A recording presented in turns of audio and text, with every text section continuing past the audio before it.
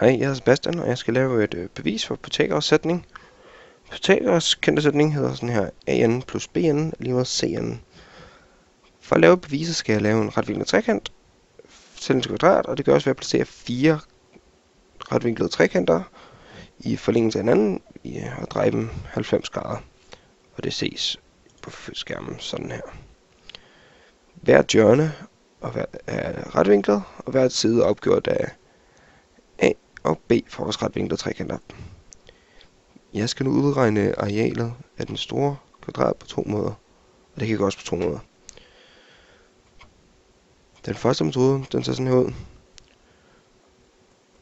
og det gør jeg ved at udregne arealet af trekanten og samt arealet af den lille kvadrat i mængden her.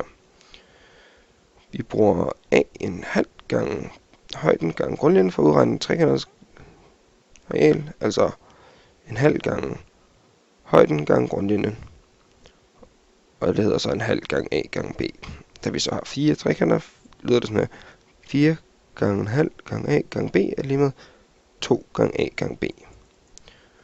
Så udregner kvadratens areal, altså c gange c, altså cn.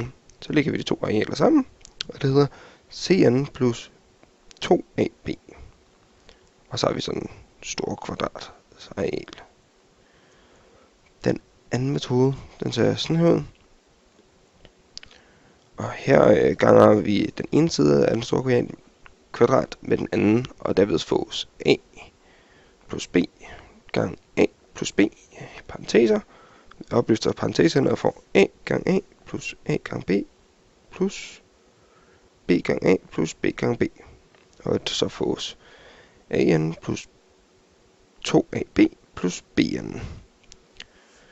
De to udtryk fra metode 1 og 2 sættes lige hinanden. Og vi trækker så og vi har så an plus ab plus bn lige med cn plus 2ab. an plus 2ab plus bn lige med cn plus 2ab. Vi trækker 2ab fra begge sider af lighedstegnet, og så får vi så Pythagoras kendte læresætning, altså an plus bn lige med cn.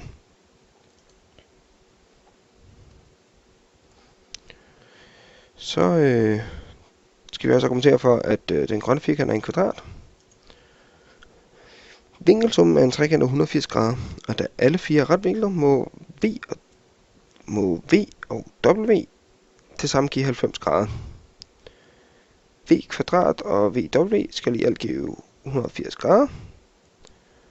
Og